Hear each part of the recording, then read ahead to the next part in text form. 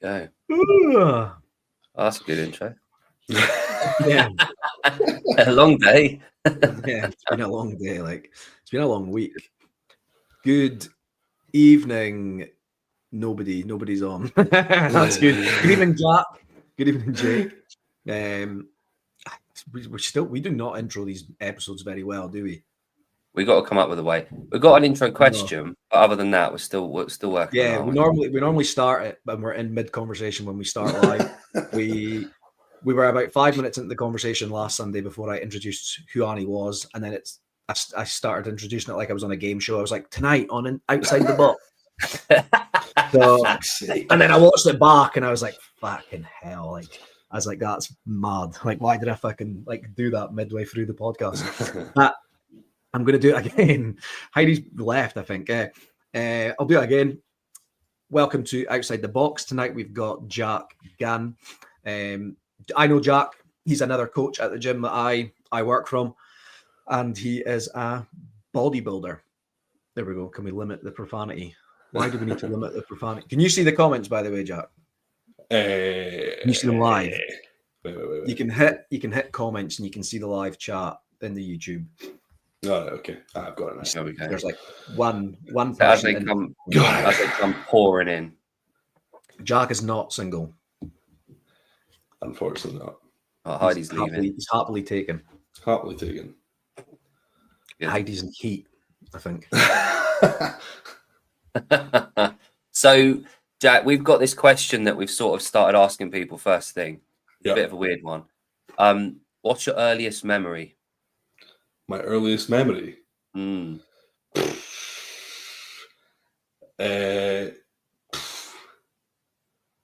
I've ever thought about.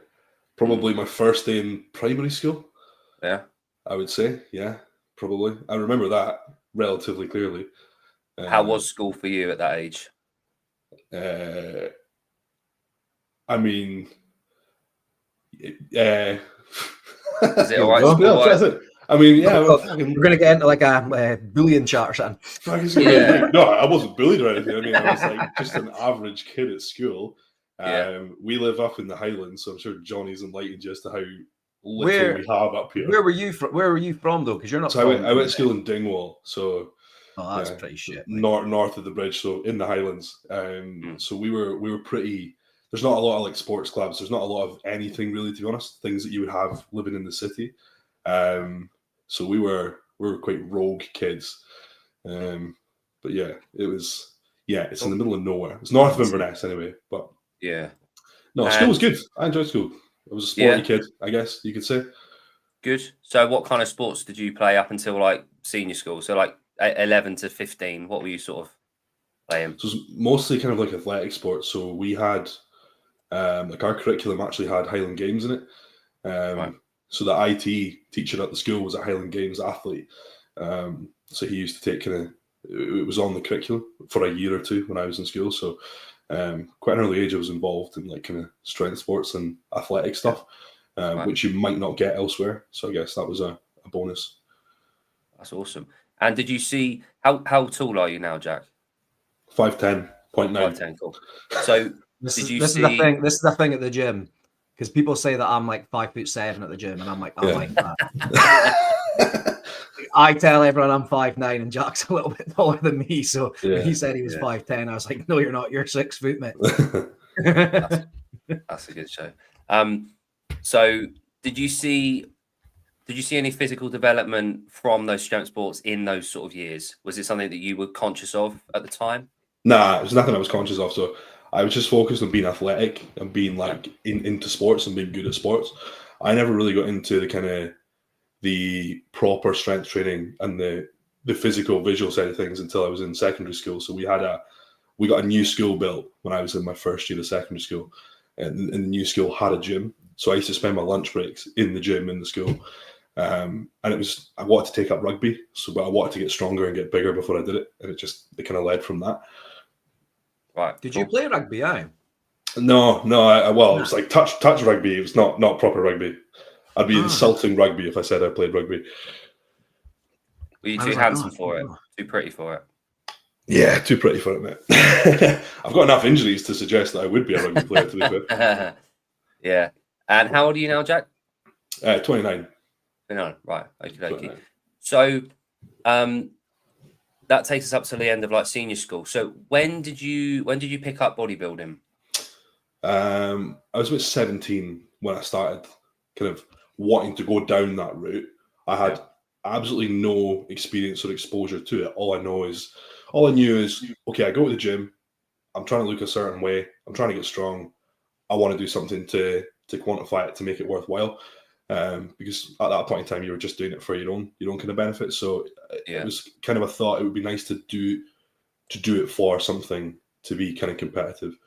And it kind of went from there. Actually, it was an ex-Mr. Scotland I met in the gym who actually kind of drafted me in and introduced me to it properly. Nice. Good. And that was when you were 17. That was by chance, wasn't it? I remember, I don't think it was you that told me that, but I'm pretty sure or someone told me. It might have been Dean even. Was it? It was Clark. Was it not Graham Clark or something? Graham Park. Yeah. Park. So Park, yeah, it was by pure chance. So met him in the gym. He was an ex-Mr. Scotland. He kind of introduced me to the competitive side of things. Initially, I was like, I'm not going to do it. The thought of like standing on a stage, it wasn't for me. To be honest, it's still not for me. It still doesn't come naturally. But I was like, fuck it. So I did it, and I actually quite enjoyed it. And it gave you an incentive to go away, have a productive off season, improve, come back. It kind of prevented complacency, I guess you could say. So that initial exposure to bodybuilding, were you aware of the difference at the time between bodybuilding recreationally and bodybuilding the sport from the posing perspective? Right. Okay. Yeah. Had you ever considered not going down the sport route? Was that ever a consideration, or did you just know? Like I said, if it wasn't put in front of me by Graham, I wouldn't have done it. And I think that's why a lot of people don't do it, because, well, especially up where we stay, the bigger places you go as cities and stuff, it's a bigger thing. Whereas where we stay, like, all kind of sport is really redundant. Like, all competitive sport, like even Johnny will attest, like the amount of powerlifters up here, everything is sparse. Everything. Yeah. There's not enough opportunity. Yeah. As well, though. There's like 100%. There's plenty of people that want to do things, but there's not the opportunities to actually do it. Mm-hmm. Yeah. No, totally. Especially when you're in high school. Like, there's no money behind anything. No, there's no. I think like when you look at like the States and you see, like, I've got friends in the States, and when you speak to them about sport in school when they're growing up, it's totally different to what it's here. It's like a big thing that's pushed on the curriculum, where it's not like that here. So as an individual, you've got to kind of take the initiative to lead on it yourself. And then living in a small town, how many people are actually going to do that? Because exactly. Fucking you get seen as like doing something different, out of the norm. Then it's not the done thing, especially in the Highlands. Like, it's not really the done thing. Or like if you were to be like in a scheme or something, it's like alcohol at the weekends and literally, yeah. You like pick one of two paths, and I would say like 80% of people pick the boozing route, because there's nothing else to do. No, and it's understandable. Did Graham? Did he like do your like? Did he like almost become a coach, or did you just go in and train with him at the gym, or did he like tell you about like nutrition, about like recovery, about like? Yeah, he's the first like set in the gym. Yeah, he's the first kind of coach I had. So he's the first person that took a lead or took ownership of my training, my food. So that was a weird concept for me, because for so long I'd been in control of it myself. So that was like, that took a bit of getting used to, but seen the benefit of that pretty quickly. But just like opening my eyes to like new methods of training. Graham owned several gyms in his time, and they were all very kind of powerlifting based as well. So a lot of his training was probably not typical to what you would expect from a bodybuilder. There was a lot of strength-based stuff in it, very cyclical training. So it was really enjoyable. A lot of bodybuilding training is actually quite boring. It's repetitive. We've had this conversation. Yeah, exactly. It's not fun. It's not fun. Yeah. Like the powerlifting, the strength cycle stuff we did was the most enjoyable training I've done. Yeah. So I'm turning 40 in a few weeks. My my basis when I was growing up, from the age of about 13, I got a bench in the garage, was doing bench press curls, your typical shit that a 13-year-old dad wants to do to get a massive chest and arms for the girls. Joined a gym. Now, my first exposure to bodybuilding was like Flex magazine, that kind of thing. Because the internet wasn't around then to just jump on. Pumping Iron, Dorian Yates, Lee Haney, all the classics, like Arnold, obviously, King Arnold. They were like the people, and from at that period, Ronnie Coleman and Jay Cutler were just about breaking onto the scene at that point. Yeah, that's a good comment. It's pretty good. So, but Chris, if you grew your body, it wouldn't look as big. So you probably should. That got me off guard. Yeah, those mass builders, those original kind of like monsters, like Dorian Yates is unparalleled with his training style. You know, Lee Haney had his own style. The 90s bodybuilders obviously cut it down a little bit. The return of mass with Ronnie Coleman, Jay Cutler was known for that as well. So my knowledge of bodybuilding goes up to probably about 2008 when Dexter Jackson won. And then after that was when I kind of started moving away from it in terms of knowledge base. So it's interesting you say that what year would that have been that you took that up? What, 12 years ago? 2010-ish, thereabouts. Yeah. Proper started, yeah. So probably around the same time that I sort of moved away from bodybuilding and knowledge, you'd probably just, you're coming into it. Yeah. So it's interesting to hear about, and I want to hear your thoughts on that. About, obviously, you said that you went down the route of kind of like your power lifts and your bigger lifts. Is that for the for the untrained ear and those of us in the comments that are like me, is the hypertrophy lower kind of weight range more common now with bodybuilders? And if that is the case, why do you think that is? Yeah, well, everything's so science-based now. So if you look at training nowadays, if you look on Instagram, TikTok, everything is so over-engineered. Everyone just tries so hard to do something different. But look back to, like, exactly like you said, Dorian, it's the guys who were the best in history. It's probably for the best you stopped, looking into bodybuilding at that point, because it got considerably worse, I would say. Wow. So, but if you look back then, just look at how those guys trained and do that. Yeah. But no one seems to take reference from that. Everyone's got to make a point of themselves, being different, fucking, whether it's to make themselves look smart, to sell a service. Be smarter than the next guy. It's like, it's just fucking ridiculous. It's to the point, it's people taking like 5-10 seconds to complete a fucking rep. Yeah. It's like, but it's madness. Like 3-4 hours in the gym. Like, it's fucking ridiculous. Yeah. It's so simple. It doesn't have to be overcomplicated, but it's if you go on social media, it's painful. But the likes of Dorian's training, Jay Cutler, all these guys, it's like raw basic training. Like, again, they had a focus on building their strength as well. That's not something that's very common in bodybuilding nowadays as well, which is why I think it's pretty boring these days, to be honest. Yeah, I think there's guys now that have kind of tried to kind of make that kind of come back. Like trained by JP, like he trains like heavy and like low rep, whereas then there's other guys like Barry was saying there, like Jeff Nippard, he's trying to make everything like science. I know, yeah. But it's like if you take the current Olympians, like the best guys in the world, and you look at how they train, it's like the same across the board. It's the same as these guys in the 90s and the early 2000s who were at their best. But they're just covered in the noise of what's on social media. And it's like, it's painful to see. Right. That's interesting to hear. So your training then, so do you cycle your training throughout the year? Do you go around a particular competition? Usually, obviously, generally speaking, not necessarily this year, but do you cycle through training methodologies now and again, or do you have a set season approach to things? To be honest, it's pretty much the same year round. So obviously, like, over the years, I've tried different methods of training, different styles, worked out what works, what doesn't, and it's what I would say to everyone: like, do one, what you enjoy, and two, what your own evidence proves works for you. But I have, you could say, a bit of a combination. So each exercise I do broken into 2 sets: top set, back off set. Top set is typically a lower volume, higher load. And then the back off set is, I'd use a rest pause structure, cluster set structure, something to that effect. And that's where I draw most of my volume from. But I mean, that's split across 5, maximum 6 exercises. So I'm in the gym for no more than an hour and 15 minutes. Right, perfect. That sounds a lot like Dorian Yates. Yeah. And yeah, just exactly. to clarify, 2 sets, that's you're building up to your top set, just for people in the comments. It's not that you're just going in and doing 2 sets. You're building up to your top set, and then you do a back off set. Just to clarify for anyone that's in the comments thinking, fucking hell, he just does 2 sets and thinks that they're just going to go in and throw on a work and weight. No. Yeah. 2 sets, 5 exercises, you would think, fucking hell, it's only 10 sets, but it's obviously diluted amongst like warm-up sets, etc. But it's like effort-based. Mm-hmm. Good. So when you say effort-based, Jack, do you ever use RPE at all? Is it something you use? Reserve.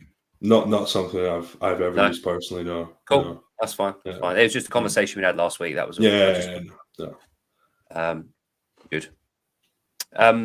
So in terms of competitive bodybuilding, then Jack, do you remember your first competition on stage? Yeah. Okay. 19 years old. Yeah. Wow. How was that? Fucking horrifying. Because it's the first time. It's not a natural thing to do. Is that one? Yeah. Is that one? Fuck it. Yeah. That'll be one of them. Is it actually? Yeah. That'll be probably the first season. Yeah. So at the time, I actually thought I looked good there. I looked fucking horrendous. But yeah. That's mental. I look like I've got fucking scoliosis there. Yeah. I don't know if it's the picture or I'm just just horrifically squint. But it was. It was a good experience. The takeaway from it was, okay, I've put all this work in the gym year round. It's a full-time thing. You're constantly making an effort to get all your meals in, all this stuff. So it's nice to make it, worth something. So it was. I went back and did it again. So obviously enjoyed it.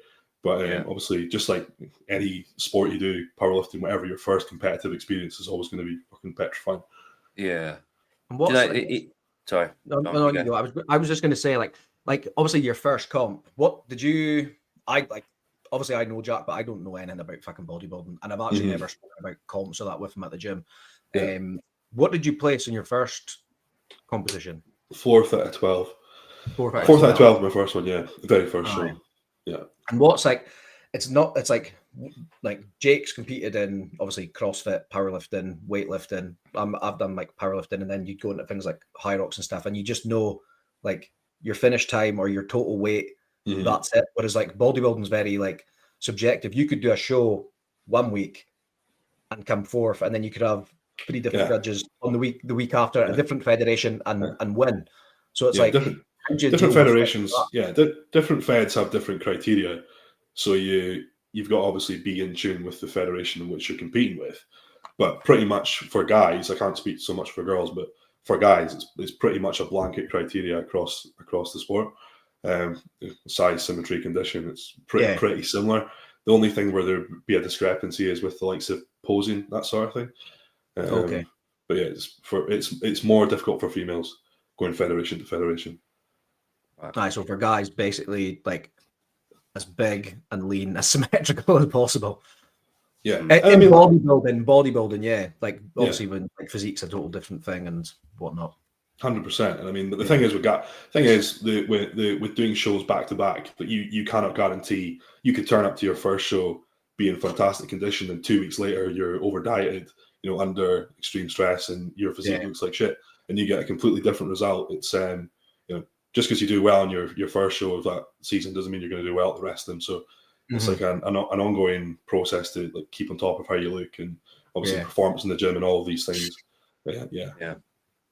So, Barry, we're going to get to this, by the way. Yeah. Because Jack was at an Olympia show in Spain last year. It was the Amateur Olympia. Yeah, I'm not going to pretend I'm someone that I'm not. But it was still it was an Olympia federation, wasn't it? It was like an Olympia show. It was IFBB, so it's the biggest amateur show in the world. Yeah. So, Jack, going back to like your 19, 20-year-old you,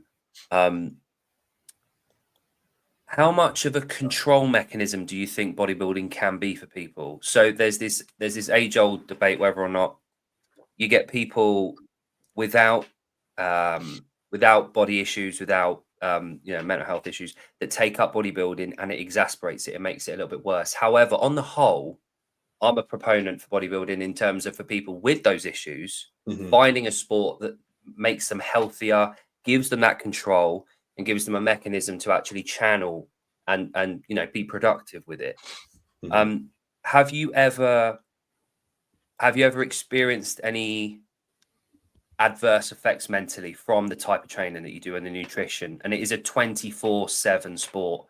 From my opinion, it's one of the hardest sports on earth. It's just relentless. Yeah, I mean, I don't know if it's because I've been involved in this from such a young age, but it's just routine. Like I personally don't like my meal structure, everything. Like it's like my day-to-day existence has been the same for years. It's no biggie for me. But I would probably argue that people, client-wise, or people who I've helped, or from having owned the gym, people that came into the gym to start up, there's been nothing but a benefit.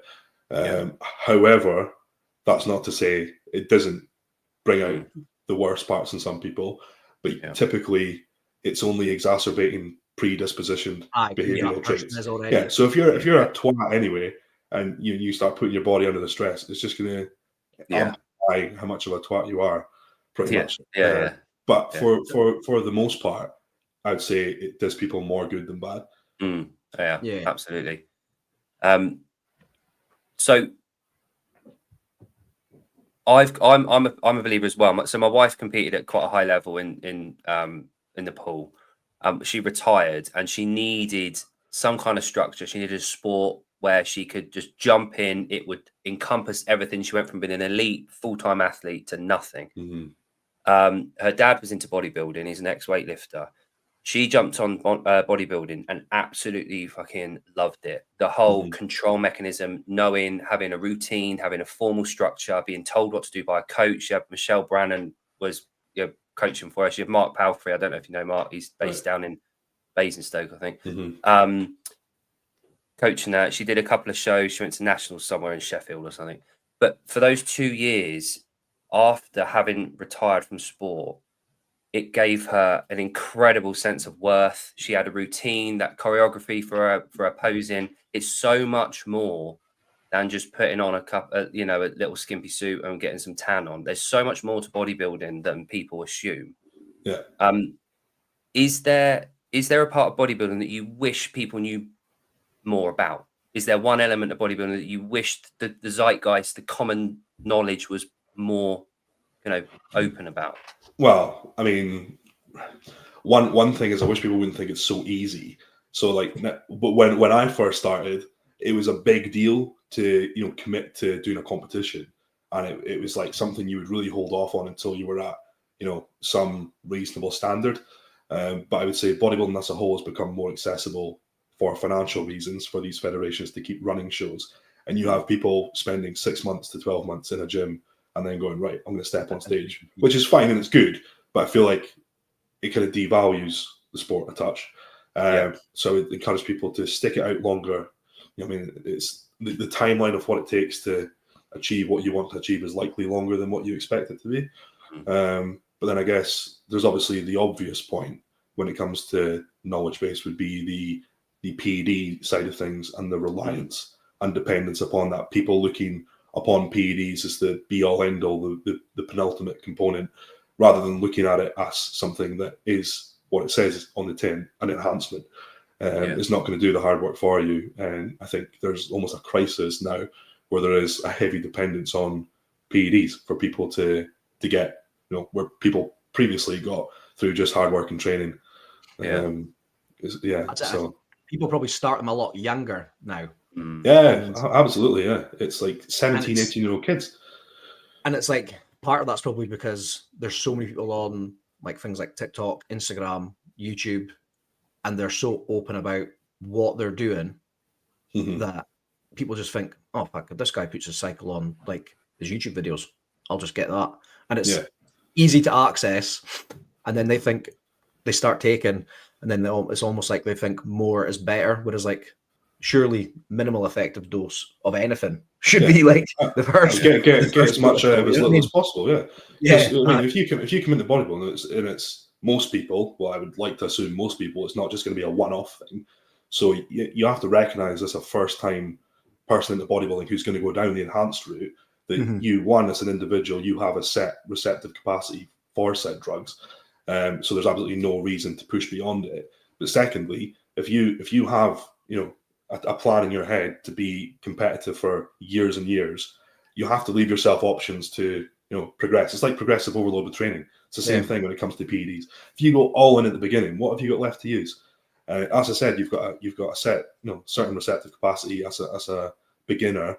You surpass that, you're going to run into issues, and you're going to encounter all these side effects that you hear people talking about all the time very quickly, and you're going to seriously shorten your career in bodybuilding. You're probably not going to have a career in bodybuilding. Yeah, I know you're knowledgeable when it comes to that side of things. Obviously, I'm pretty open. I ask you questions all the time in the gym about about performance enhancing supplements. I'm always been thought I wonder if I could do this. It's an interesting topic. Yeah, it is a proper and I think as a guy, I don't think you'd probably find many out there that probably haven't thought about I could maybe do this, I could maybe do that. Do you know what I mean? So it's I'm always asking questions. How did you where did your knowledge come from? Was it from, there we go, there's a good one, cramp on stage. Was it from Graham? Was it reading? Was it your own education? Yeah. So it's through an array of things. So one, Graham, people who I've trusted, to who I would deem experienced.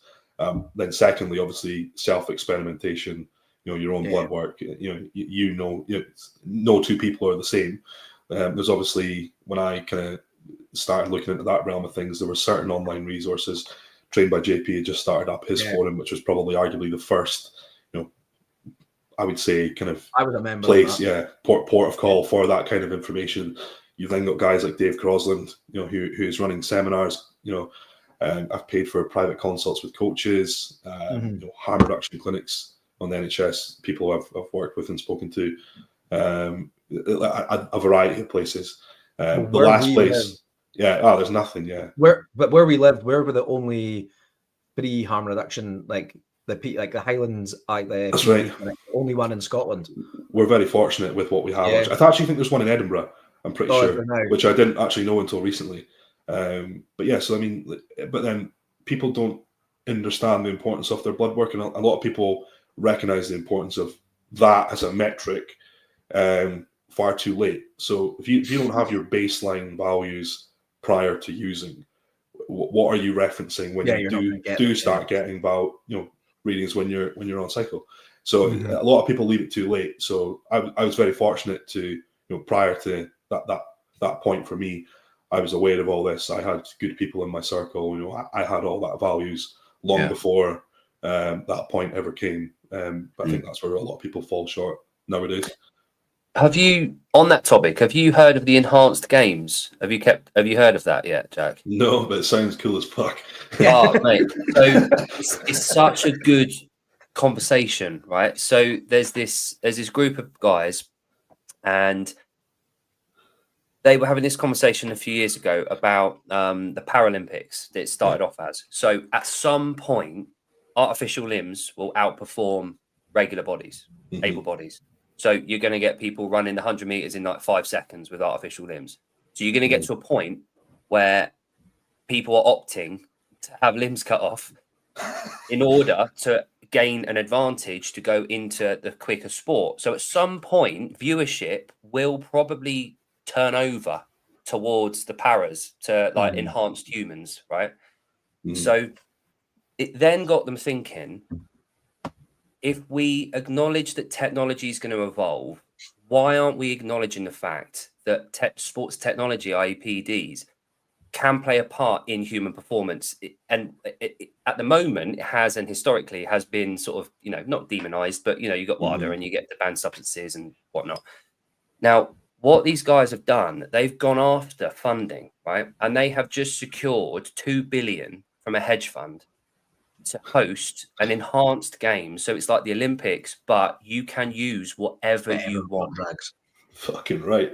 Right? Yeah. So what they're doing now, they're putting this together, but it opens up this whole can of worms about this conversation around kids getting into sport. So if we're promoting which I'm not for or against this. I'm just saying this as a statement. If we're promoting the enhanced games as the next stage in human performance, therefore kids will know from an early age, if you're going to want to go to the peak of the sport, you will have to go on gear when you get older. Now that's the only kickback that they face with this. Now there's questions and answers about it. It's an example of an answer would be to that, right? You have got to hit a certain standard naturally at the national level before you can qualify for the enhanced games. So there's a gatekeeper there. You have to do everything naturally before you go on. But then you run into the thing of people cheat anyway. Right? Yeah. And it's like, oh, to get there to like be able to do it, you'll get people that are just doing it anyway to get there. I mean, one thing that comes is transparency, right? So like Johnny said, I mean, if you think you're like champion boxers like Anthony Joshua, like all these, if you think they're natty, then fuck me, you need to screw your head on. It's like there's so many top level athletes out there that claim this status, but for whatever reason, I'm assuming financial incentives from sponsorship companies, they don't declare it, which is fine. So I guess having that degree of transparency is good. You could also caveat it with, okay, well, with having that upfront exposure of it's an enhanced games, is that then running parallel with more support and knowledge and access to information for people planning and going down this route? Yeah, exactly. You're going to get less danger to, I think each side has its pros and cons. I don't think there's probably not a right answer to that. Yeah. No, but my curiosity there was for bodybuilding. Is there an argument to be had that you're probably better off going down the natural route for X amount of years before? Yeah, definitely, 100%. Yeah, it kind of goes hand in hand with what you were saying. It's like a progression. Yeah, I mean, you go as far as you can. I mean, like you've got your primary variables, your training and your nutrition. You exhaust those to the maximum extent of which you can, and then once you hit that saturation point, okay, fair enough. How do I take this to the next step? What you don't do is do that first. And that's what fucking most people do. Yeah, I think that goes back to like the whole it's so popularized now. Yeah, that people are just thinking it's normalized as well, isn't it? Yeah, but I know you like don't talk about like what you personally take. Even like when I've like spoke to you say like obviously experiment, but it's not like you're going out and telling people what they take, because no, what you take has got nothing to do with what anyone else should be doing. Yeah, I mean, I've heard a story, and I will not name names, but a very high level athlete gave advice to a chap in a gym. Not advice, just told him what he personally is running. Yeah. And this guy was 19, similar age to me when I started, and he went and began the same cycle, over 2 grams worth of gear, which is a substantial amount. And the issues he ran into, he's now got considerable issues for life. Because he just it wasn't even advice he was given. So this is the thing: you try and be transparent, and you tell someone, okay, this is what I do, and they just go and do it. So I've got this thing where I'm you're happy to disclose individual compounds, just not the associated dosages. Yeah, for sure. And again, this is where the coaching within bodybuilding is so fucking important. And one thing I've always wondered, I've never pursued this, I've never asked about it. Is there a formal qualification for bodybuilding coaching? No. I mean, there's I mean, but then it's such a there's so unregulated. So many different opinions. Anyway. It's like who dictates what's right and what's wrong. There's that many approaches out there. They all generate good results. Which one do we pin down as the be all end all? Do you think so? Let's draw parallels within. I know they're obviously very different. Let's take powerlifting for an example. There's 1,000 different ways that you can learn how to get strong for SBD. Like there's so many different variables. There's a national governing body that organizes it and funds events and sponsors it and runs the sampling and the drug testing, blah blah blah blah.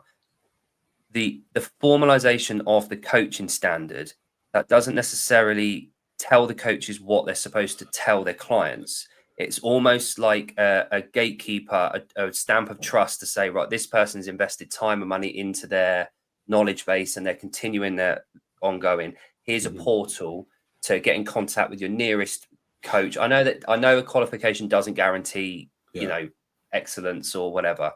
I've always just wondered if from a bodybuilder like yourself, who is a very good bodybuilding coach as well, would there be any value to that for potential customers out there? So if you're a 17-year-old lad, how the hell, other than going into a gym and asking the biggest guy that you see, how the hell do you find a coach? Like, how do you go about finding a coach? It's mostly word of mouth. So a lot of the big coaches, they have a reputation through the competitive circuit. So, you know, if you're involved in the competitive circuit, or you watch it, or you attend shows, you know, you'll soon pick up who's who. It's networking mostly. Unfortunately, in recent years, there's obviously the influx of coaches on social media, and it's diluting the pool of, you know, the good, genuine coaches. But I guess something like that would be good. It would have to be almost like a charitable setup where no one makes money from it, because if someone makes money or benefits from it, they're just selling a service. So I think there would be benefit from something like that. Logistically, how you go about it, I'm not too sure, but there is a good thing to reference is J3U. So there's a bodybuilder, John Jewett.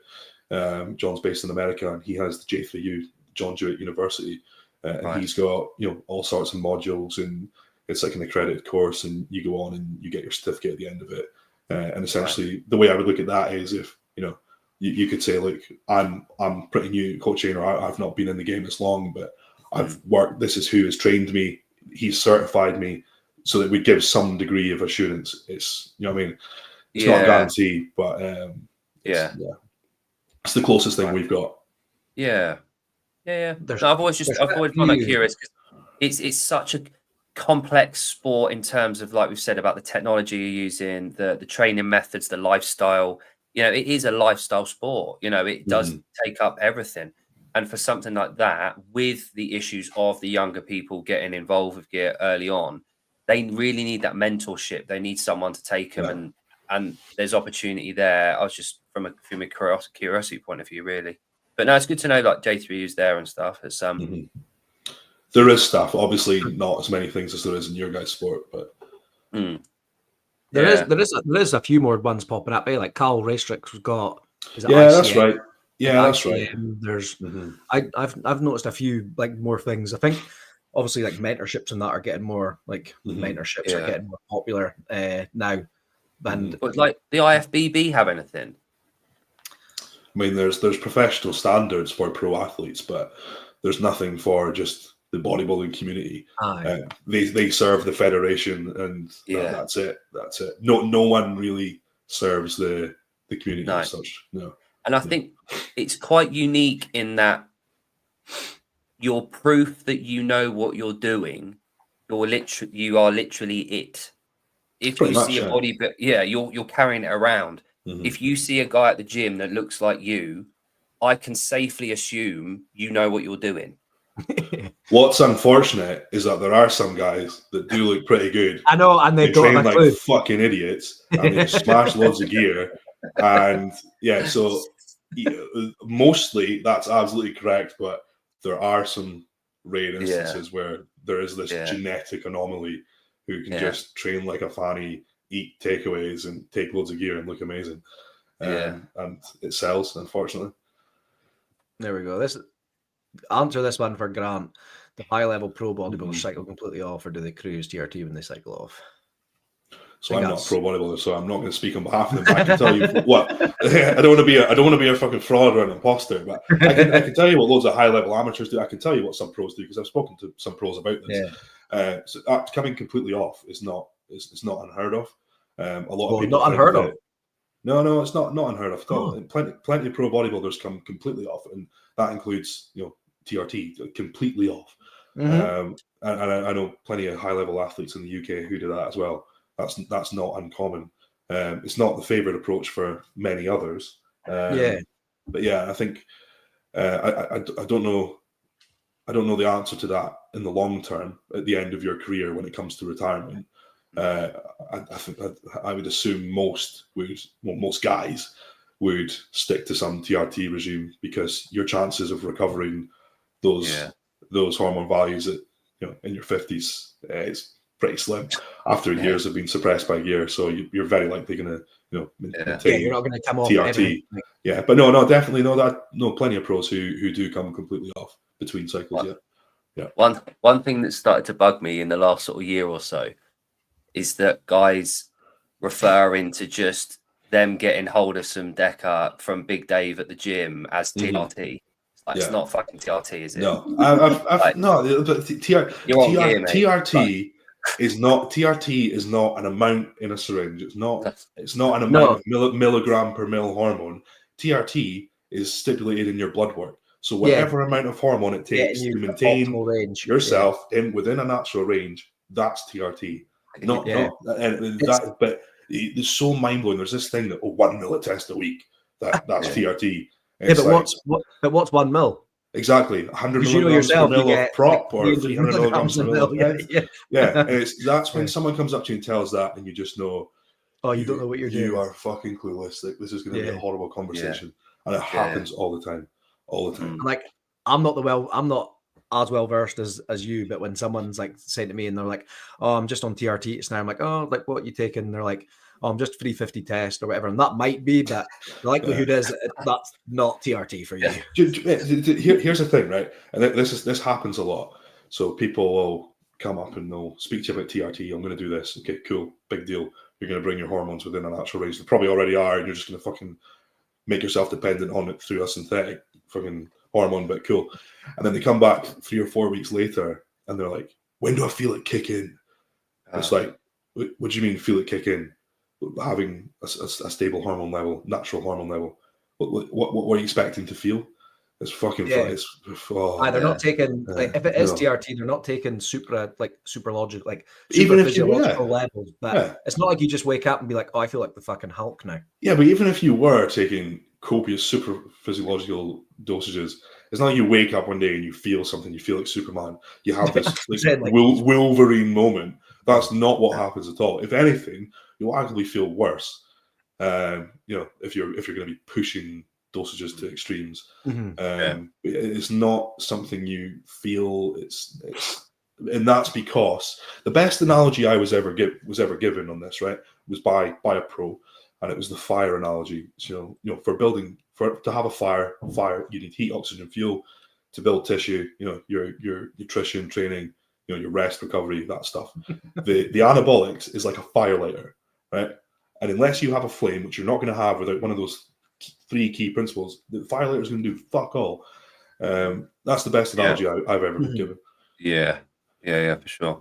I don't want to stick. It'd be really cliche to just talk about. I know. Typical bodybuilder podcast. Spend an hour talking about it. But my last one, and it's not necessarily about anabolics. It's the use. Are the like the Ozempics of the world? Are they rife within bodybuilding yet? Are they something that a lot of bodybuilders are using at all, touching or not bothering? Ozempic is so one thing I'll say about the bodybuilding community is they're hard workers. They're not lazy. Ozempic is for lazy people. Ozempic is you're just exploiting. Music to Jake's ears. Yeah, you're just and half the people don't even understand the mechanism in which Ozempic works.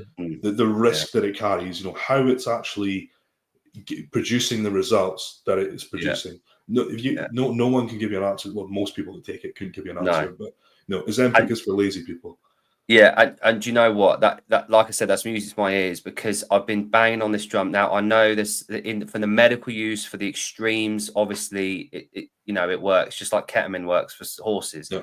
But what my point on the difference between Ozempic and performance enhancers is, Ozempic, you lose mass by doing nothing. You don't do anything. You can work less. Yeah. PEDs allow you to work harder. So I've heard this argument from fucking morons talking about they're the same thing. Well, you're fine with that, but you're not fine with that. No, fuck you. They're totally different. They're the total ends of the same spectrum. They're totally different ends. and it's nice to hear that hasn't really become a thing, because there's, like I said, there's very few athletes I think that work harder than bodybuilders. It's just relentless, and it's nice to hear that from someone like yourself. That's good. There's lots of other methods that bodybuilders take to lose fat, but I don't think. I mean, the most extreme, I would say, is using exogenous thyroid hormone. Yeah. It's like T3 and T4, isn't it? Aye.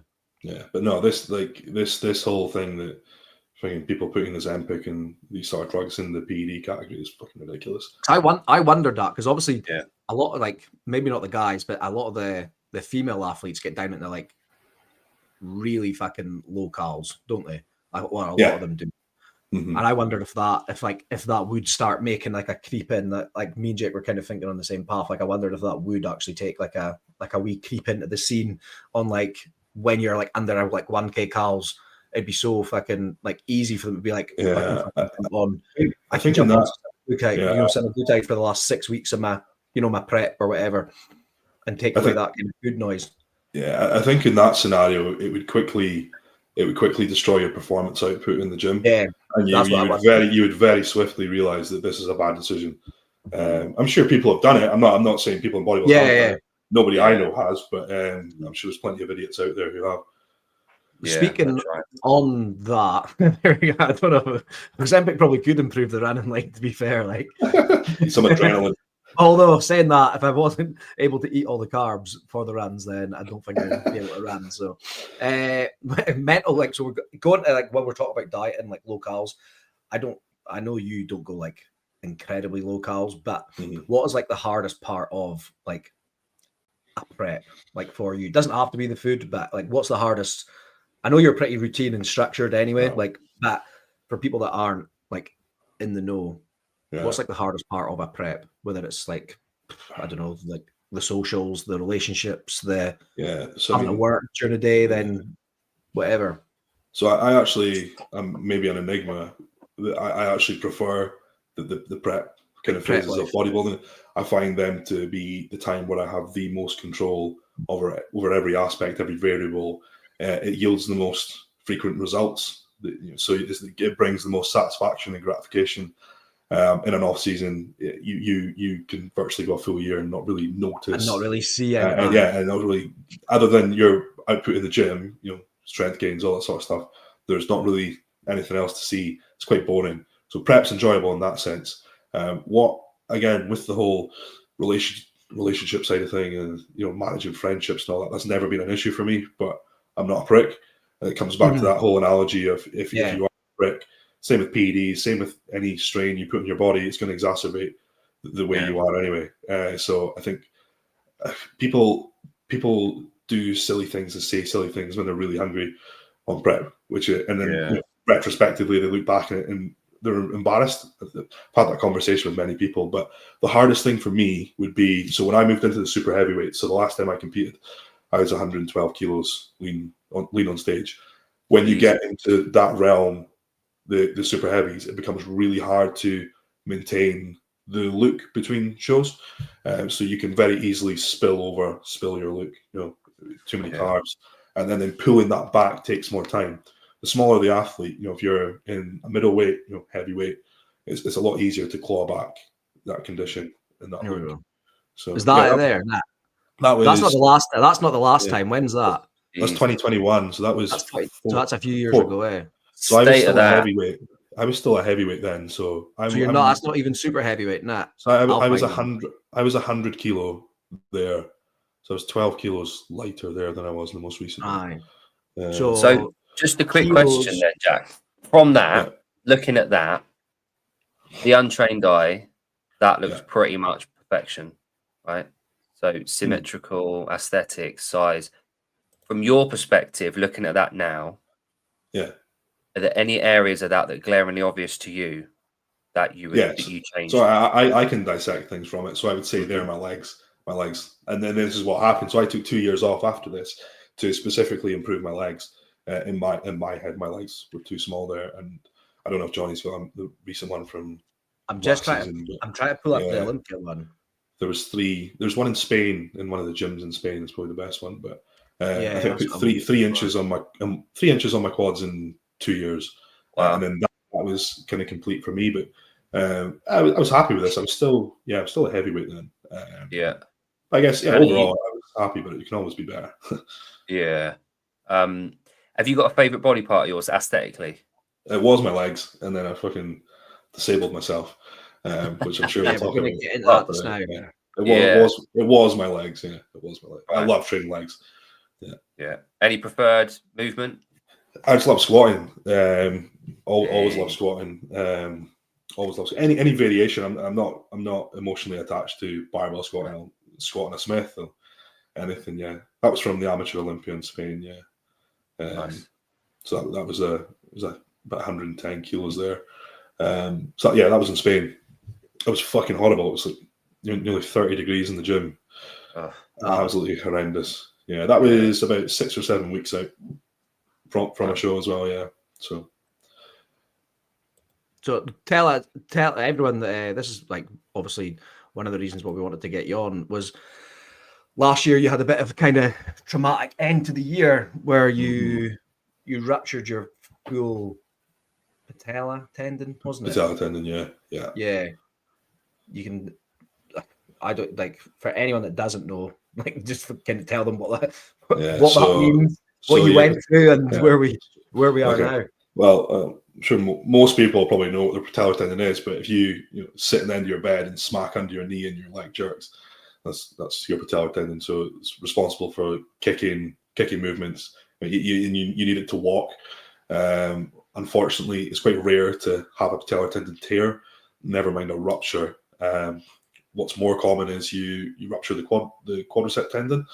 Unfortunately, I ruptured my patellar tendon falling down some stairs of all fucking things. So what happened is my patellar tendon snapped. My kneecap shot about 4 inches up inside my leg. I tried to stand up, fell back down, tried to stand up again, just literally collapsed. Realized my leg is obviously pretty wrecked. I initially thought I'd dislocated my knee. That's kind of what it felt like, based on what like seen on fucking TV and shit. It looks pretty dislocated. But when I got to the hospital, they told me, and when I heard the word rupture, I was like, no, it's the worst thing. It's worse than a break. I mean, you break your leg, 6-8 weeks for a bone to heal. Yeah. And this is timeline is like 18 months. It's I literally spent 6-7 weeks in a wheelchair. I couldn't get on my own 2 feet. I got a bad ankle sprain, which they actually now think is something worse because it's not healed on my good leg. So both legs were out of action. And when was this? Sorry, Jack. When was it? You did the initial August last year. Right. Okay. Yeah. And you were how they said it would be like 6 months till you walked again, wasn't it? Yeah, well, they're pretty vague on it. So the NHS give you a very generic timeline. So I could be 80 years old and have this injury, and they would tell me the exact same thing. Everything they said to me, I took with a pinch of salt. I'm also conscious that they've got to manage your expectations. They've got to be realistic. You can't be too overambitious, and they can't be. Sorry. So yeah, I was like, they're not meant to fucking do that. But so I was 6 weeks in a wheelchair. I was in 5 weeks on crutches. I was told not in any means to not use my crutches, but that's going by that genetic timeline. So I had this thing against my physio where if she told me I wouldn't be able to do something by a certain point, I would aim to try and do it. So I remember walking in, it was like week 11 with no crutches, and they went mental at me. But I was like, look, I can do it. If it hurts, or then I'll stop doing it. But right now I can do it, so I'm going to persist. So one of the things after patellar tendon surgery, and I think it happens after most knee surgeries, especially ACL injuries as well, you have to gradually build the flexion back in your knee. So with ACLs, they'll graft a tendon from your hamstring or somewhere. With what I had, they'll suture it back together.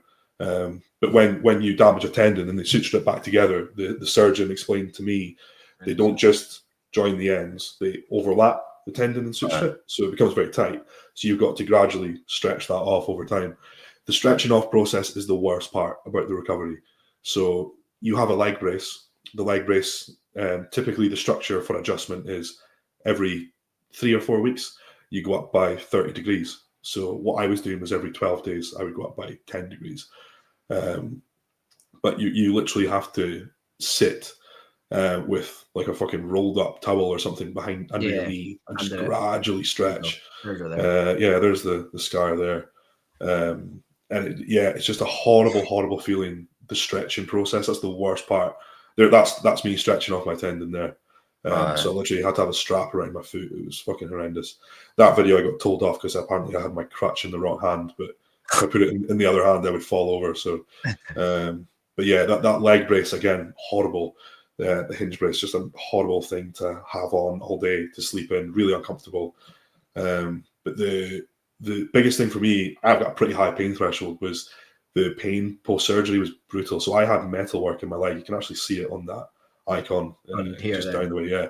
So it's called a McLaughlin wire. So essentially, it's 2 pieces of wire tied off either side and screwed into the shin bone. And essentially, what it does is it restricts your range of movement. So I could not bend my knee beyond 60 degrees. That wire physically restricted me.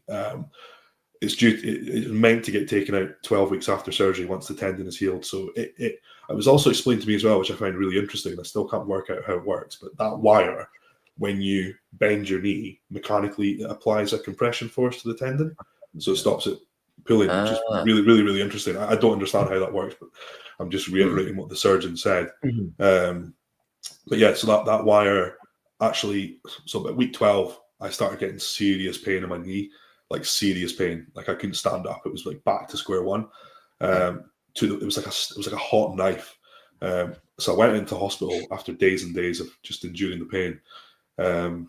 They said they think maybe the wire snapped, but they weren't sure. So they called me in the following week for surgery to get it removed. And the surgeon told me after, so where the head of the screw is on the left, the wire had snapped, but it snapped right at the screw head, so you couldn't see it on an X-ray. And anytime I straightened my leg, that wire dug into my leg, and it was essentially stabbing me. So it's fucking horrendous. But see that feeling of having this wires in your leg, it's just horrible. I can't describe it. It's a weird feeling. But the happiest I was when I got my surgery to remove that. That's the picture above in the hospital bed. That was that was just after the surgery to remove it. But immediately upon waking up, it was instant relief. It was the best feeling ever, just instantly able to bend your leg. Obviously, you've just had your knee sliced open over a moving joint, so you can't bend it too much. But yeah, to just sit in a chair with your leg at 90 degrees, it's like the best feeling ever. So yeah, it took me up until a few weeks ago to hit full flexion, 100. Yeah, so I mean, I'm back to. I've always had really good flexion, ankle flexion, knee flexion. And when I squat, I always try to squat ass to grass. So I can now come the whole way back. Yeah, nice. It's quite misleading watching that because it looks like there's an equal effort across both legs, but to be honest, it's like the majority of the work is coming from the good leg. So this is me probably trying to do more than what I should. So I've reverted all the training back to kind of isometric thing. So I can go on a leg press now, put this leg press, I can put about 420s aside now and do 15 reps. But when I go on the leg extension, single leg, I can use like one pin, and it's it's really weird. Like I can go on a spin bike now and cycle for half an hour, but I can barely walk down a set of stairs. Like tendon injuries are just so complex and difficult to recover from. So physio's been a big thing. See when it first happened. Sorry, Jake. See when it first happened. What was like? Did you fall down the stairs in your house? Where are we? Where were you? So I was coming back from a bodybuilding show in. Because I was going to say we've not even had this conversation, but it was near Durham, so I was coming back. It was like midnight, so I was going to stay the night. But I just wanted to get home. Hate staying in hotels, not having a kitchen, stuff like that. It's just fucking difficult. Just wanted to come home. So I was like, fuck it. The roads will be quiet through the night, so I'll drive back. got to just outside Dundee, pulled in to a garage. I thought I'd get a can of Monster, a coffee, just some caffeine to finish the last leg of the drive home. But they were only serving through the wee hatch. So they would only serve me fuel. They wouldn't give me a can of Monster or anything. So I was like, for fuck's sake. So I drove across the city with the windows down in the car, trying to keep myself awake to go to another garage. No modafinil. No modafinil. So I just had to pull in. So I just pulled into this like kind of cul-de-sac. I had a hire car parked up on the curb. Tried to adjust the seat to stretch my legs off to have a sleep, but the hire car with the cab was really tight. So I opened the door, parked up on the curb, got out to just stretch my legs off, took a step forward, and there was this like moss covered steps, and I just went dun, dun, dun, dun, like straight down them. And it was like fucking midnight, middle of nowhere. So I had to essentially, I lay there for about half an hour. I phoned an ambulance for myself. They told me there would be a few hours. So I was like, nah. So I sniper crawled up these steps. When I was in hospital, I had to get bits pulled out of my arm, pulled myself into the car and drove myself to A&E. The porter, I opened the door of the car and just shouting out of the car for someone to help me. The porter guy came out and was like, "Are you okay?" I was like, "I'm not fucking okay." And I put the wheelchair next to my car, fell into the wheelchair, and I collapsed. And the next thing, I woke up on the X-ray table. Is that in Dundee? Aye. Yeah. So I was in 9 Wells. Aye, 9 Wells. See, I didn't even know any of this. I've never asked you because I've just said, so you fucking crack on, like. No, well, yeah. To be fair, it's happened, so it doesn't really bother me how it happened. But I got transferred when I was in 9 Wells. They told me I would be possibly 2 weeks to get the operation, so I asked to get transferred home to Rigmore, and they would do it within a week, which they did. So, but they couldn't give me a hospital transfer, so I had to get my partner to come and collect me. So I was sat in the back of the car, like across the back seats, to out of my face on morphine. Like talking absolute shite. I've done a drive like that. I had to drive down to a hospital in Glasgow to get an MRI, and I was seats down in the back of my mum's Audi, like she'd put like an air mattress, so no seatbelts, and I was just like lying flat with my one time my back went out, and the doctor was like, "Can't give you an MRI here till next week, but you could get one in Glasgow tomorrow if you want to pay private." And I was like, couldn't even sit, so I was literally like in the bed, like just lying flat in the back of this Audi, driving down to Glasgow to like get taken to this hospital, get an MRI. So I know that kind of journey. It's fucking miserable, fucking horrible. So, but no, I was like so happy to get back to the hospital up here. Obviously, it's bad enough dealing with that injury, but having to be like transported about the country at the same time is not easy. And I was about 130 kilos at the time as well, so I was like. Not easy to move about. What's 130 kilos for the Americans in the chat is like? It was 129 to be exact. Yeah. So like 285 pounds. Yeah. Give or take a few pounds. Yeah. Not light, is it? Big boy. No, it was just. During that time, did you have any like almost like? I know you. I'm pretty sure I've spoke to you about this, but you work with like sports psychologists and that in the past, so you do a lot of work on your mindset. But so you're probably better than the average. But did you experience any like identity loss, like any like because obviously your whole life was like revolved around that structure, and then all of a sudden it's just fucking the rags pulled out from underneath you. So there's an interesting take on that, right? So earlier last year, I had an injury on my hand. So I ruptured a tendon on my pinky. Right? And it sounds really, really pathetic and really insignificant. But this little injury had such an impact on my training. And it was really frustrating because I could still go into the gym, but this was just getting in the way. Really frustrating. With my knee, you just accept it. It's off such a scale that you can't. You can't do anything. You can't leave the house now. So the gym is just like a total afterthought. Your focus diverts to things like, well, I just want to be able to walk again. I just want to be able to take my dog a walk. You quickly lose interest and care for stuff like the gym. To be honest, there is a degree of you put so much time and effort into it, but. I mean, the way I just looked at it as well, it's happened. There's nothing I can do about it. What do I have control of? Okay, well, I can still make sure all my food's like nailed. So on the ball with my food. It's like, okay, it's a good chance to, obviously remove PEDs and recover health markers and, make a concerted effort on that part. So there was a positive. And there's certain other things. So, there's a few courses I did during that time. So like, as long as I was gaining in some other way, whether it's kind of, like learning, knowledge through learning, keeping on top of my food, it helped. But the actual injury recovery, the physio was enough to keep me focused. So I was just treating it like a prep. The injury recovery is just like a prep. When this has been the most difficult recently, which is probably to people who look at me from the outside, is when I'm the best I've been. I look the most normal I've been. It's probably the worst I've been, because now I'm back in the gym and I'm trying to rebuild. I'm trying to get back to where I was. So you're going into something and you're like, fuck me, I used to be able to do this. Now I can only do this.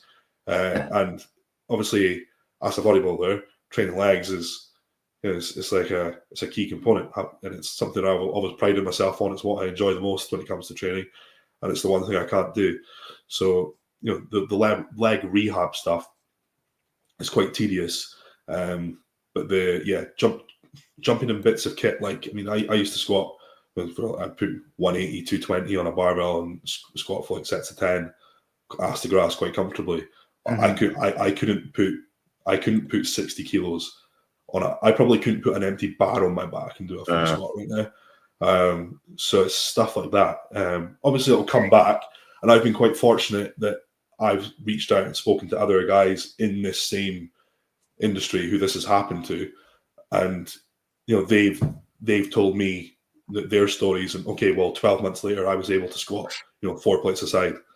So like, I know it's possible, and now I'm getting further down the process. I'm starting to see other bits they've told me come true, so I'm trusting the bigger end picture. So it's palatable. It's just very frustrating. Very, very, very frustrating. But I think there's a guy, Dan, I don't know if you've seen him. He was on the newspaper, kind of the Sun. He was on the front page. It was a second page or something. He was a strongman, and he ruptured both patellar tendons. You showed me. You showed me. So he was doing a farmer's walk, and doing a farmer's walk, and he just, I don't know what happened with his footing, but he just kind of collapsed forwards and he ruptured both patellar tendons. But his recovery, when I know it's through social media, but actually looks like it's going better than mine. And I spoke to a few other guys. So this is most common. It's most common to rupture both at the same time. It's quite rare to only rupture one patellar tendon, and that's what my consultant told me as well. So, seeing him recover from both legs being that fucked up was quite reassuring, comforting for me, because I was able to get up and go to the bathroom. I was able to get up and go to the kitchen and make myself food. I was never really stuck. It was inconvenient. He would have been completely dependent on. He'd have to have been pissing in a bottle on a mattress on the floor. He'd have been completely stuck. So it's that whole. There's always someone worse off, but he's been able to do it, so I can definitely do it. Yeah. My cousin went to uni in Chester, and first week he got there, they were dicking around in a cemetery. He jumped and he fell over, broke both of his fucking ulnars, right? We landed. Yeah. He had to have both arms in a permanent cast, so at 45-degree angles, and his roommate in the halls next door had to wipe his ass for him for like 6 weeks. First week of meeting him. No joke. Guy that I went to school with. We were 15 years old, drinking in the cemetery in Nairn, and when the cops pulled into the cemetery, he'd jump off the wall, put his hands out, did exactly the same thing. Really? Yeah, and he wouldn't go to hospital, even though his bone was sticking out the skin in his arm. Yeah. Open fracture. Dank. Yeah. Jesus, and then dangerous. Next Monday came into school, both arms in the cast. It's horrible. See,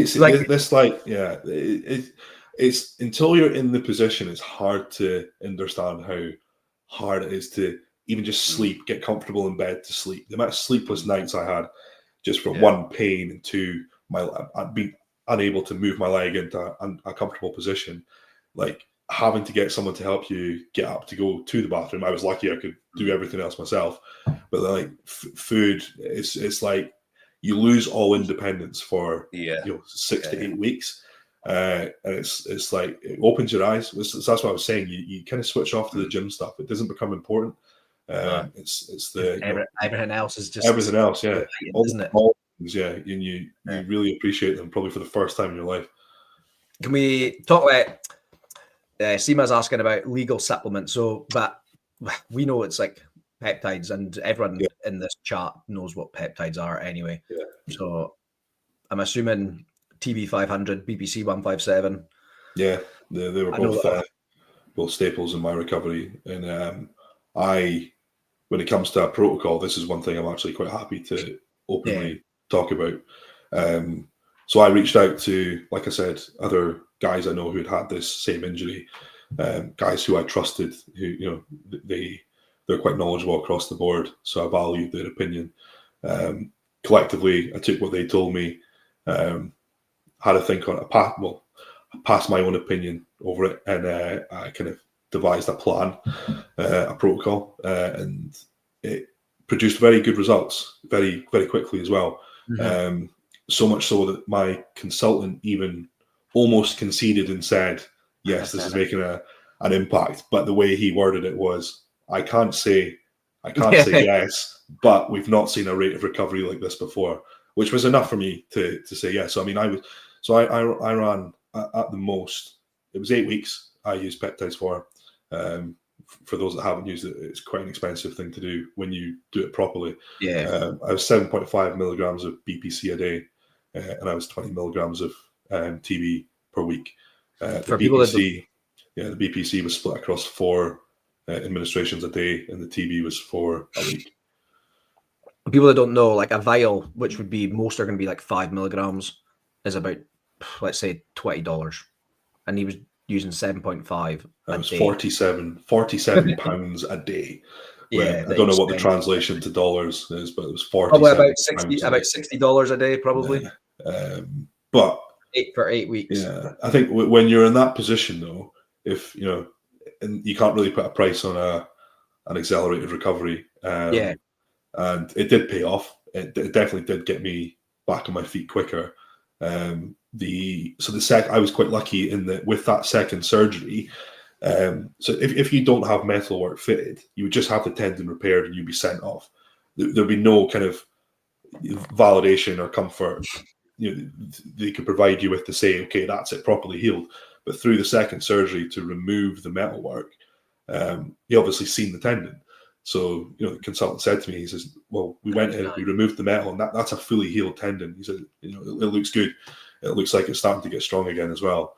And then they did say to me, I had 2 different surgeons from both surgeries, but the second surgeon, he said it certainly looks further on than he would have expected to see and what he has seen previously. And Jack, I know you might have touched on this earlier. All your surgeries, everything, is that through the NHS? Yeah. So it's I was a trauma patient, so to my knowledge, I did look into it at the time, but through speaking to some private companies, I was led to believe that you can't get trauma surgery through private clinics. Well, certainly not the one I wanted. Yeah, and on your back work, was that all NHS as well? No, that was private. But then I was on a wait. I was 23 years old, so when I injured my back. And then I waited about 18. It was about an 18th month wait, and it got progressively worse to the point where I was like not even being able to put my socks and shoes on, and getting stuck on the toilet, having to get someone to come and help me actually get up off the toilet. But they were like, "You're too young for back surgery. It'll be fine." So I end up going private. But if it had been, if the initial back injury had happened like then and there, but mine just got gradually worse after the car crash. If it had been then and there, the NHS would have done it, but because it just was like accumulative over the course of like a 2-year period, it was like, there you go on a waiting list. The reason you would go private is to get seen quicker. So if you tear your bicep, if you rupture your ACL, okay, you have you have a valid injury, but you can still function. You can still you can still move and work with your limbs. So, and even then, if you rupture a bicep, to my knowledge, the NHS will resist you getting a fit because it's deemed as a cosmetic procedure. An ACL they'll definitely do, but you'll be put on a considerable waiting list. I think it's 18 to 24 months. Versus what I had was within a week. I tore my MCL and my LCL, and because I was able to walk into the hospital, they just gave me a crutch and sent me home.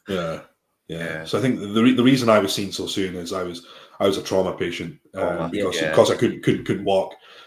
So you're obviously seen as soon as possible. The only issue, I say I was seen soon. I could have been seen sooner. So I was at every day I would wake up and they would say, so my surgery got cancelled 5 days in a row, which was quite demoralizing.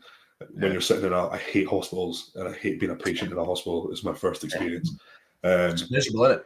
Yeah, well, I've got a story to tell you. But every morning you would hear the air ambulance come in, and you would just know my surgery's getting cancelled, which was shit. But my last night in hospital, they moved me to another ward, and they told me we're going to move you to 5C. And I was like, okay, is it a nice ward? Is it okay? No. And they said, oh, it's okay. It's just the discharge ward.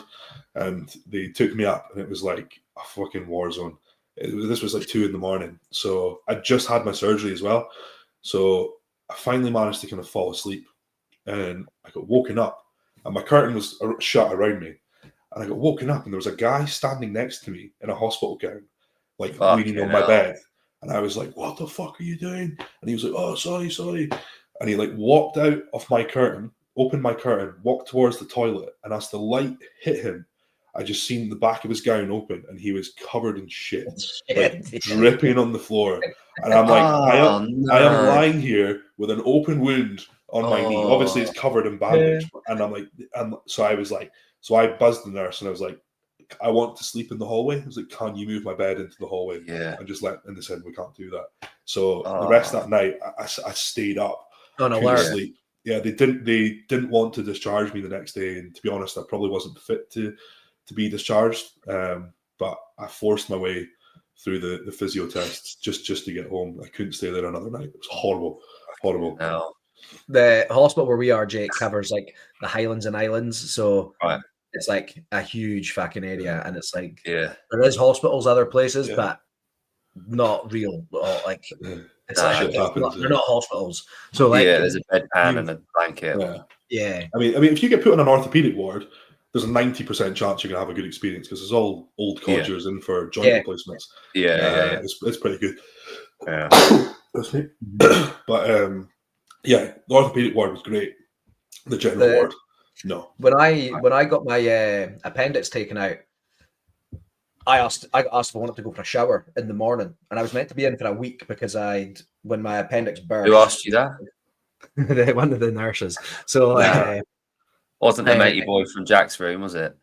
Nah. He was in the shower before me. No, but I got asked if I was like wanting to go for a shower. I was in for a week because when my appendix burst, it perforated my bowel because I didn't go for like nearly 48 hours. I just thought I was in agony. I was just like taking cocodamol and stuff for the pain. Oh, it's horrible. Like something was going on, and then when I finally gave in and went to A&E, they were like, "Your appendix is burst. When did this start?" And I was like, "Friday," and it was like Sunday morning at like 4 a.m. They're like, "What the fuck has been going on?" So that I went to go for the shower in the morning. I was maybe away from my bed for about half an hour, and I came back and there was someone else in it. You're joking. Nah, the night shift hadn't passed on that I wasn't discharged. They came in, seen I wasn't in the bed. They just fucking changed it, got someone else in. I came back and didn't have a bed. Bloody hell. Nice. Yeah. So I ended up going home that day because they just didn't have a bed for me. So even though they told me I had to be there for a week, so I got discharged that day because there was no bed for me. The hospital up here is mental. Like, it's at its limit. Yeah, and they do a good job. To be fair, it's not the people. It's it's a government level. Yeah. Well, it's the issues are at government level. The actual hospital is brilliant. The people are brilliant. I've certainly got no complaints about them. They were very good to me. Yeah. See, going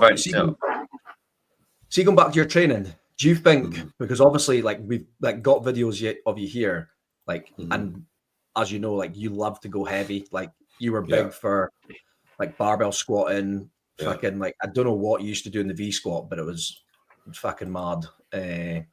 Yeah, I know some of my- it was like 300 odd kilos, but it's not like 300 kilos on a bar. No, I'd probably no, say but three. it's It still felt pretty like fucking 240. impressive, isn't it? Yeah.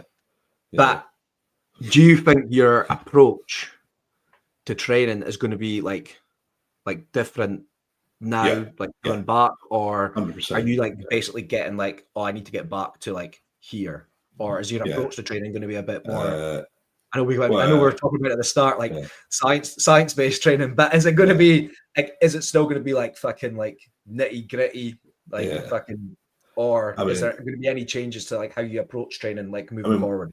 Yeah, what I say now is probably not what I'll say in 6 months.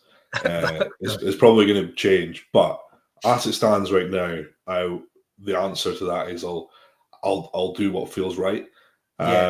So obviously, my training's been quite blended anyway. You know, like I said, there's that top set, back off set structure. Yeah. The top set's always typically been, you know, something with a higher load, lower volume, and then that back off set has been where I've done, like the Widowmakers. That's where the high volume comes. It's two roads, same destination. What's a Widowmaker for anyone that doesn't know what that is? So you pick a number, say 30 reps, however many intervals it takes you to get as few intervals as possible. There's different definitions of it. People have different, you know. Yeah, so we might call that like a cluster set, Jake. If you, like, maybe you might go like and do like you're aiming for. It's like a 2 reps, rest 30 seconds, do 2. You know, it's like an unscripted cluster. It's like a cluster I would go in and do like 4 sets of 5 with 20 seconds rest in between. A Widowmakers is like that without the structure. Without the structure, okay, I get you. But I think it'll definitely be. But then actually, every physio I've spoken to has said with tendon injuries, the best way to build back strength in the tendon is through heavy load. So isometric holds. So like in a leg extension, you know, hitting that peak extension and under as much load as possible and holding it. But obviously, the way I've got right now, I've got 2 leg days a week. One of those leg days is the kind of physio stuff where I do all the bandy work, you know, to build back the more basic function. And then I've got my kind of leg training, which is like training hamstrings is absolutely fine. It's like normal almost. Adduction, abduction, pretty much fine. It's just the quad stuff. So just doing what I can basically. But I'd love to get back to training the way I was before. But if it's not going to happen, it wasn't meant to be. It's fine. Just have to adapt. And I guess that's what bodybuilding is, isn't it? Just adapting. Training changes, or things change, injuries happen. It's And I would hazard, I guess, it's probably made you an even better coach moving forward as well, like dealing with these kind of issues yourself. Like I get in probably a lot of ways. I mean, I'm not going to sell myself as some injury specialist coach now, just because I've been injured. Knees over toes guy, the knee coach or something. I'm not. But I mean, definitely, if a client was to come to me who's obviously had an injury, like, you're going to be more obviously empathetic and understanding towards their position, and you're going to be more aware of, you know, adaptations that are going to be required to training. So as to not exacerbate the injury, make it worse. You know, and make sure that it doesn't become an obstruction to, you know, their development. Yeah, it's funny because we had a lady on, a good friend of ours, Athena.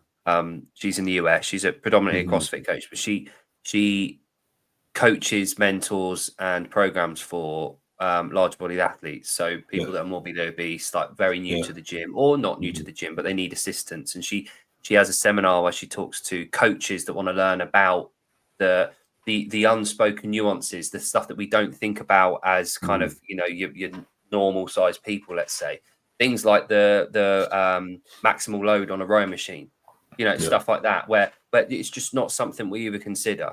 And we were talking about the question of, do you think you become a better coach and more empathetic having been through a situation yourself?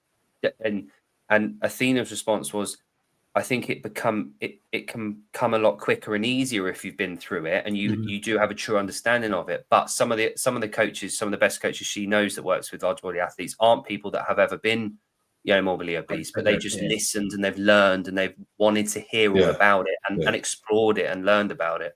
I suppose it's the same with injuries, Yeah. No, I totally agree with that, and I've actually had this conversation before. The analogy I was given is quite morbid, but it paints the picture clearly, and it was to do with a hospice scenario. So it was a cancer hospice, and are you a less effective cancer nurse if you've not had cancer yourself?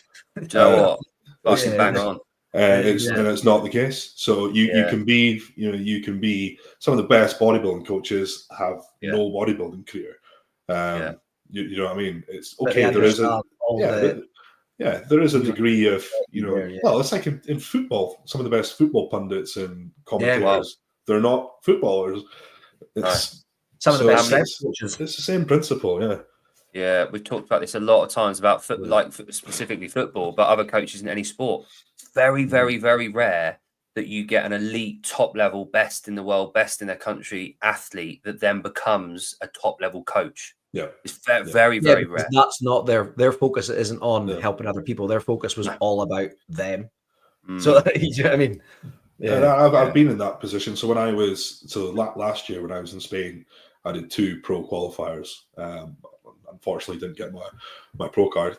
Felt fairly close, but if I had done, I would have sidelined coaching, because the two, a professional career, it conflicts with coaching.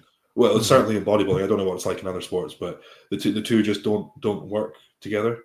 When you become professional in any capacity, you have to completely isolate yourself and become quite selfish, and your time in the gym has to become even more valuable. And when that's run in tandem with managing other people's training, it's not the same. So that's what I would have done. Yeah. Even like you only just kind of reopened up your books, like to take on clients, like towards the end of last year. Yeah, December. Yeah.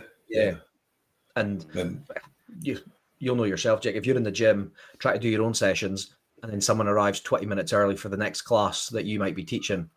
Yeah. And it just don't even get to tell you anymore. But it's like, and you can imagine if you've got so much on, and you're in a gym and maybe 10 of your clients are there, everyone's got a question. Yeah. 100%. I've been in the gym before, and I can't mind if I've told you this, Johnny. I'm quite a cool-headed person. I'm happy to speak to anyone. I'm pretty laid back, but it's the only time I've ever lost a head in the gym. I was 2 weeks out from my competition, and I was on the line hamstring curl, and someone came up to me and lifted in the middle of my set and lifted my headphone off my ear, and I went fucking batshit crazy. The biggest thing in my head was like, well, you just put me at risk of injuring myself for one. Middle of my top set, because I fucking shot myself. I got a fright. Obviously, you think it's something urgent if someone's ripping your headphones off. But that's the So I was like, no way could you try and pursue a professional career and deal with that on top of it. So, but you know what? I learned my lesson and I never did it again. So. And you didn't wander around hospitals after you've had to shit yourself either, did you? I never did that either. No. I went to the toilet before I tried to speak to him when he was sleeping. Yeah. No, do you know what? It's very apparent that when you are a professional athlete, and I fucking married one, so I'm well aware of how they have to be. And I coach them quite rightly. And I tell my daughter this as well, because she's into gymnastics. So a few times a week, she goes down for 4 hours at a time. So 16 hours a week, blah, blah, blah, blah, blah. I said, we talk to them, manners, above all else, respect for people around you, everything like that. However, as soon as you enter that door into the gymnastics arena, it's all about you. That is your time. If you're doing the sport, that is all about you. You have my permission to be selfish in that arena, because it's your sport, it's your dedication. That's what you want to do. As soon as you walk back out of there, you're back in the real world. You're part of a bigger community and everything like that. It's the same for any sport. You've got to be selfish. You've got to be one-track minded. If you're not willing to do that, then unfortunately you're not going to be really, very rare, but you won't be the tip of the spear in anything that you're doing if you can't have that. Yeah, I part owned the gym where me and Johnny work and train from. And I made the decision a couple of years into that to step away from it. I love the gym. I still love the gym. Proud of what we did with it, but it was so heavily conflicting with what I was trying to do personally, and what I was doing personally meant so much to me. So it was like, well, I need to get rid of the gym. So that's like the level of what you have to do if you want to go far, try and go far. Yeah, and it's that was a big thing. That was so we bought that business in lockdown. We bought a business that we couldn't legally open or trade. It was a huge risk. It all worked out really well in the end. We kept the gym that I would say is the kind of beating heart of bodybuilding and strength sports in the Highlands. We kept it open. So proud of that. But it was obviously sad to step away from it. But if I hadn't have done that, I wouldn't have been able to push things to the extent I did. So definitely, you've got to be selfish. Taking a step away from a community in order to focus on yourself as a solo artist, basically.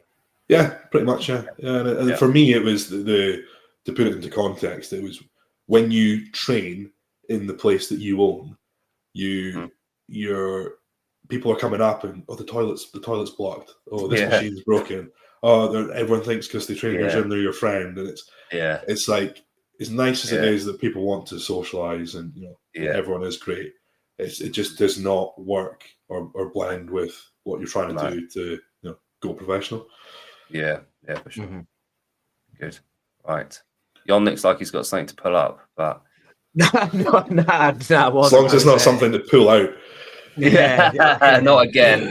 Not again. When we end the stream, Good.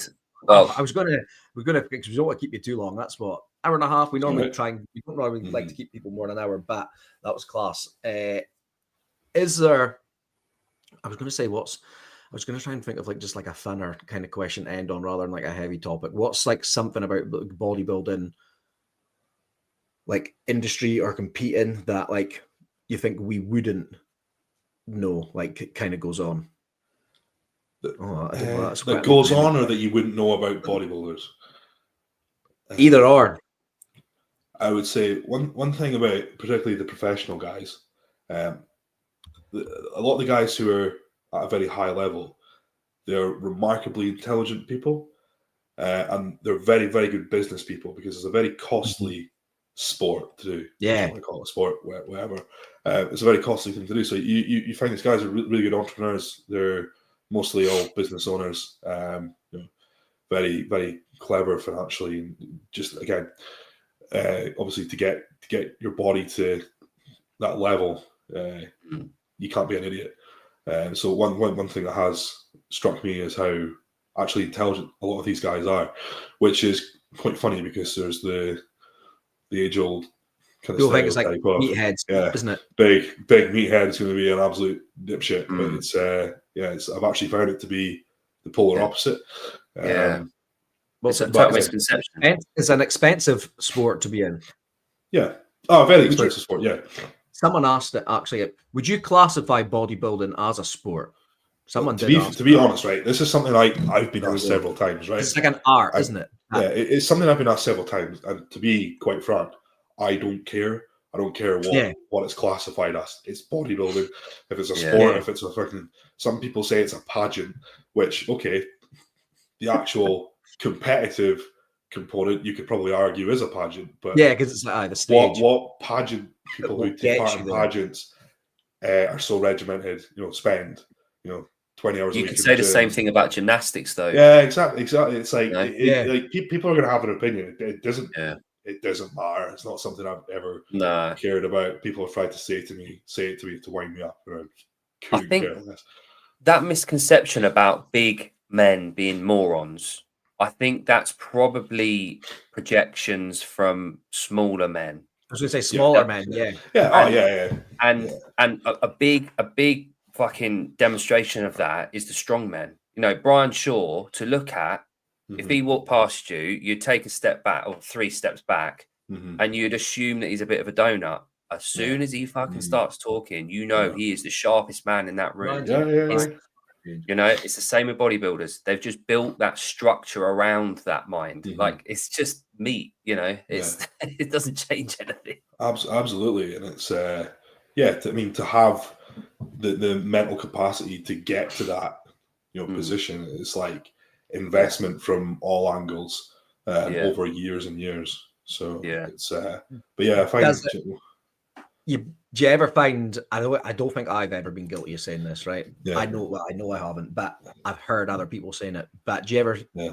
Does it get tired when people say like, "Oh, I wouldn't ever want to get as big as you"? Yeah, like I love how people say it like it could just happen overnight. Don't worry about it, mate. You won't. Yeah, like I've had clients not choose me, and not that I care, like but like I don't want to end up looking like him, and it's like you won't. Yeah, like that's gonna like even if you push yourself to that extent, it's gonna take 10 years. But no, like I think the most annoying thing is not that I ever go out. I don't drink. I'll maybe have 1 or 2 drinks. We've had this conversation before. Yeah, but going out in social environments, the amount of men that feel the need to come and say, "Oh, but you won't be hard," or "You won't. Oh, yeah, you in a fight, you wouldn't win a fight," and it's like what are you trying to prove? Who's talking about fighting? Who's talking about fighting? And let's be quite frank. Out of everyone, I am fully aware that I am not a fighter, right? Yeah. I'd sooner do whatever it takes to avoid that, because I know if I try to fight, within 30 seconds, I'm going to be on the ground gasping for air. I'm really, really good friends with guys who are, you know, a fairly high level, competing in MMA. Johnny probably knows some of them. And I know what a fighter looks like, and I am not that, and I do not need some jumped up small man syndrome person to try and tell me otherwise. But that's so common. Mad, isn't it? The audacity, of both of those examples. The one that says, "I don't want to look like you." All right, fuck you. Who do you think you are to just walk in and assume that you could be like me? That you could. I'm not on about me. Anyone could look like me. On about you. Anyone? Do you have no idea how hard I fucking work to look like this? You don't, and the time and the dedication. So, firstly, fuck you. But secondly, the jumped up twat and the tap out fucking t-shirt coming up to you in the bar saying about, "Oh, you think you're hard because you got all those muscles." Fuck you. No, I don't. No, that's not. I can assure you, never once in my life have I ever thought about fighting. I thought about doing. There's an MMA club near us, and I thought about doing maybe 1 session a week, but more the training side for my fitness. Not to in any way make me a fighter. I'll leave the fighting to the fighters. Yeah, I used to go to Jimmy Grigger's, and I went for the best part of 4 months back in the day, like when I was 20, and that was when my back was done, and I was coming away from that like, I can't go back there next week. When Bill Simpson and that would give me a phone and be like, "You coming this tonight?" I'd be like, and I'd go, and then every time I'd come away like, I'm getting battered every night. I'm not going back. Like, I mean, ultimately, there's just a shitload of donuts out there that want to prove a point, and they're doing it for a reason. They're probably bullied as a kid, so you just got to go, "Do you know what? All right, on your way, mate. See you later." I think you're right. Good. Right. Wow. On that note, I don't think there's any more questions from the chat. They're just talking about Grant. Could Jack beat Grant in a fight? Yeah, he could. Who's Grant? No, he's an idiot. Egypt. He's fine. There we go. Grant seems to think he could beat up a lot of people in a wrestling area. I'll send you Grant's profile. He's got a page on Instagram called Keeping It Real. He's big in the CrossFit space. Oh, I shouldn't have said that. That'll go to his head. But he is big in the CrossFit space, isn't he? Augustus, the guy that you just pulled out, Augustus used to wrestle. He's American. He used to do like the collegiate wrestling, amateur wrestling. Yeah. Right, I always get that mixed up. I always WWE. It should be the other way around. Like if you do proper wrestling, that should be professional wrestling. Like if you're Hulk Hogan, that's like. But never mind. Good. Right. So I think that's us, is it? Yeah. No. There. Jack, from my perspective, Jack, it was lovely to meet you, mate. And it's awesome to hear your story and everything. And hopefully we can catch up again at some point soon after you've Yeah, that'd recovered be a good. bit more and see how you're getting on. But Sounds good. Yeah. No, thanks for having me. Appreciate it. Right. Jack, stay on for 2 seconds and I'll end the stream. Right. sweat. Stay gay.